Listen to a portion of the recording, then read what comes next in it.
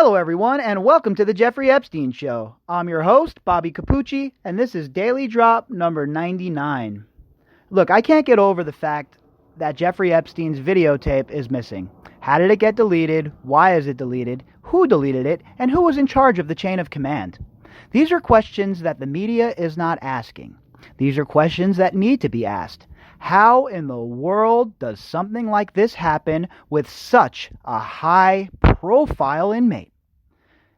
You understand that things happen in prison. We all get that. We know that prison's a dangerous place. We understand that it's even more dangerous for people like Jeffrey Epstein. To remedy that situation, the government had him put away in his own wing, basically.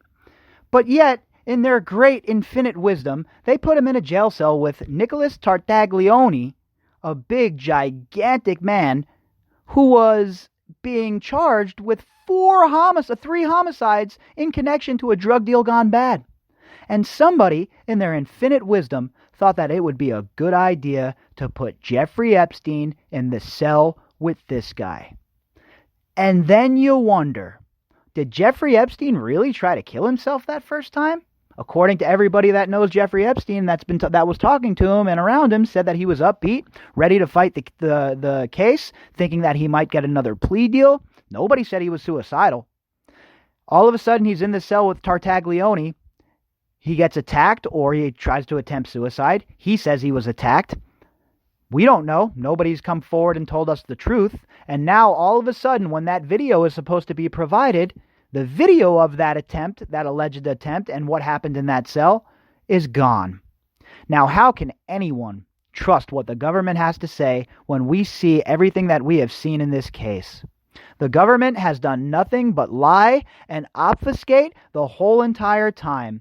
And I honestly believe that the reason they charged those two guards is simply so that they could have the smokescreen and they could have it so that nobody could really get any questions in this case because of the ongoing investigation. I think it was a calculated move, and we all know how shrewd they are. We all know how the government rolls. So to think that they wouldn't do something like that, well, I think that's a bit naive. So we're going to jump into an article tonight from the Washington Post, and I think it's going to be a good one. It's by Cheryl K. Chumley, and the headline is, Jeffrey Epstein's demise was not at his own hands. And it's very rare we see something like an outlet like the Washington Times dip their toe into those waters, right, saying something like that. But in this opinion piece, Cheryl K. Chumley looks to do exactly that.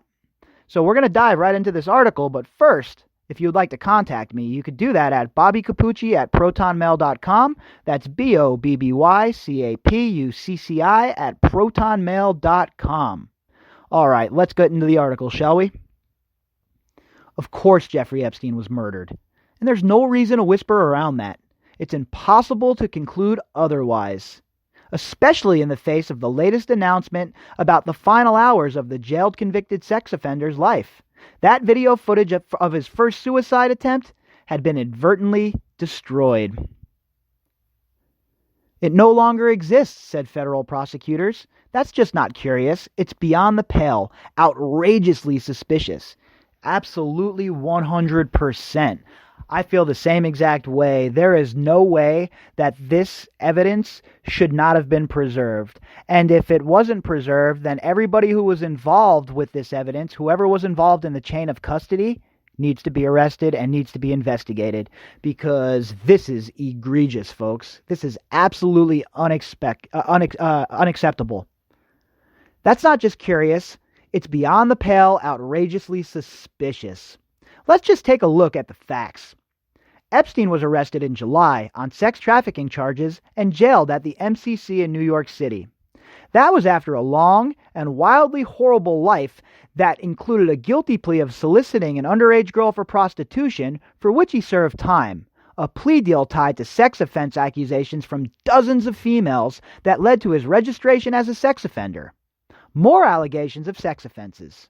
More reported links to the seedy underbelly of the sex trade world, and ultimately, a July 6, 2019 arrest at an airport in New Jersey on sex trafficking charges. And, oh yes, ties to some of the world's best some of the world's best known, most recognized, most powerful faces. And about him getting arrested at the airport, I'm not a fan of that. I really wish that they would have kicked in his door and they would have perp walked him correctly the way they do everybody else. I think they gave him too much dignity. Why is there no pictures of Jeffrey Epstein getting arrested? Every time there's somebody high profile getting arrested, we have pictures of it. We have no pictures of Jeffrey Epstein in the perp walk, do we? I wonder why.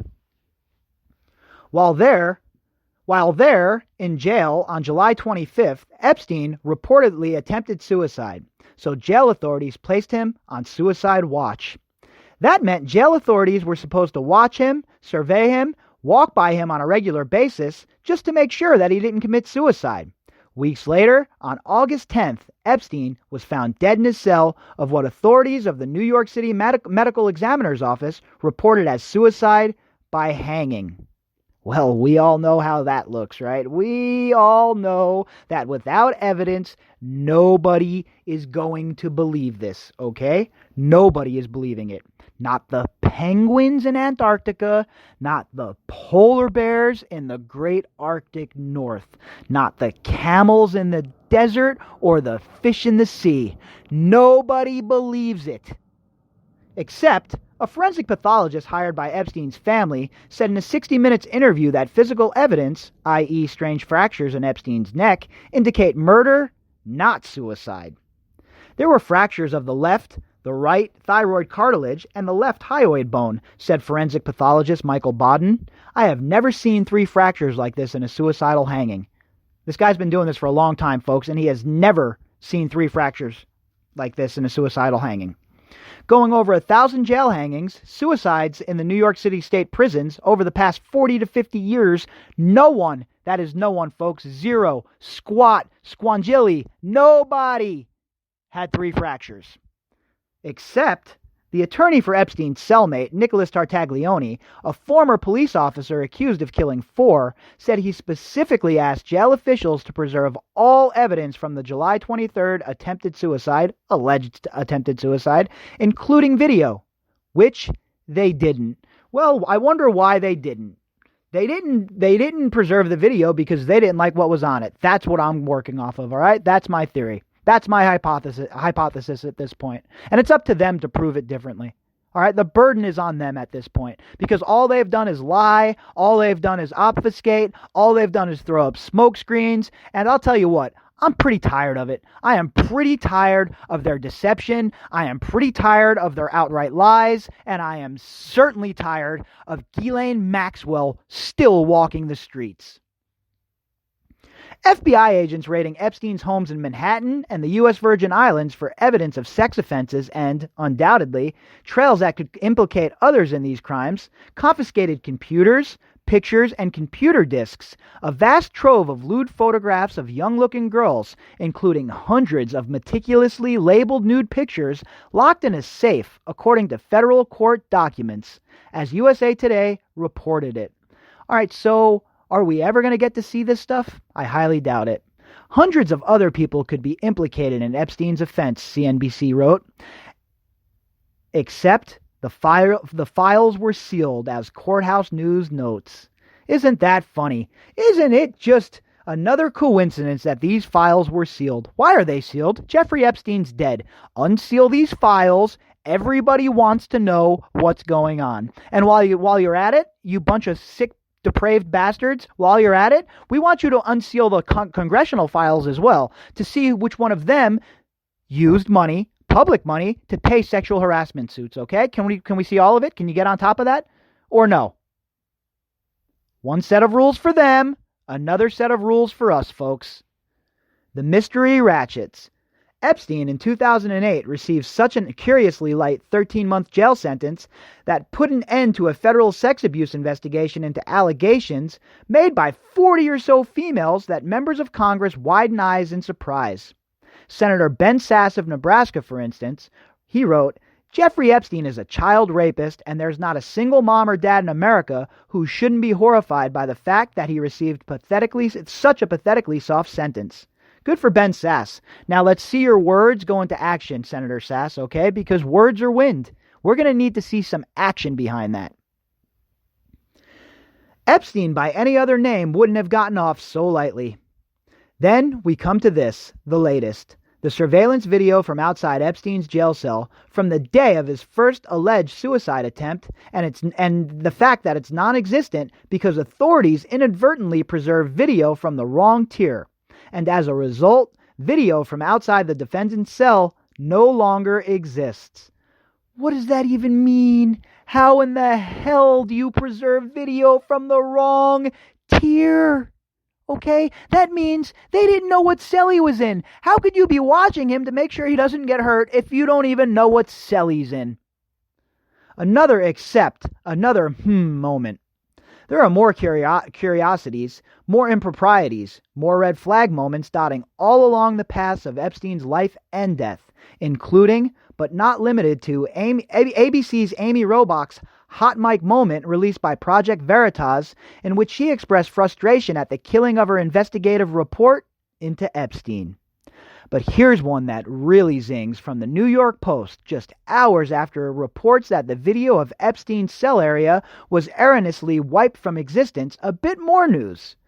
Photos obtained by the Post on Thursday show former President Bill Clinton posing aboard Jeffrey Epstein's private jet, dubbed the Lolita Express, with the sex fiend's alleged procuress, Ghislaine Maxwell, and one of his alleged accusers. Procuress? No, how about mastermind, fellow mastermind, and fellow rapist, because that's what Ghislaine Maxwell is. Epstein's been connected to everyone in positions of high power from presidents to princes. A pertinent detail? Absolutely, especially when considered in the light of all the other curiosities surrounding his death. For sure, you have to consider his associations. You have to consider who he palled around with. And the most important thing to consider, folks, is that he was running a blackmail operation where he had dossiers and obviously a treasure trove of information on all of these people. The fact that Epstein died by suicide in his jail cell after a failed first suicide after they had placed him on suicide watch doesn't justify logic. It strains even the most tortured logic. There's just no way this guy died at his own hands. Bravo, Cheryl Chumley. Bravo, I agree. There is no way that Jeffrey Epstein killed himself, not with the evidence that has been presented. I am more than willing to be convinced that he did kill himself, however, if the evidence points that way. So far, the only evidence we have, folks, is evidence that points us directly to criminal homicide by strangulation. Look, I'm no examiner, I'm no medical examiner, I'm no doctor, okay? But Dr. Bodden is, and some of these other doctors that have talked about this are, and from what they say, from what they have seen, this looks like a murder, not a suicide. So the official narrative, let's go ahead and throw that out. The government's going to need to do a better job, folks, okay? Mr. Barr, the rest of your henchmen, you're going to need to do a better job to convince us, because as of right now, we do not believe anything that you're telling us, okay? Point blank, period.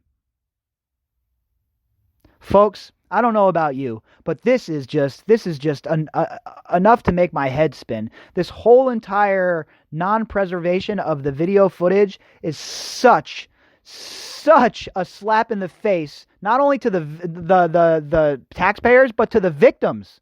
It is such a slap in the face, and the government should apologize publicly to each one of these girls because of this. And I mean that. If you'd like to contact me, you can do that at bobbycapucci@protonmail.com. That's BOBBYCAPUCCI@protonmail.com. If you would like to help support the podcast, you can click on the GoFundMe link inside of the description box. All right, everyone, enjoy your Saturday night, and I will be back tomorrow with the regular scheduled programming. We're about 10 days away from Santa Fe, folks. Get hype.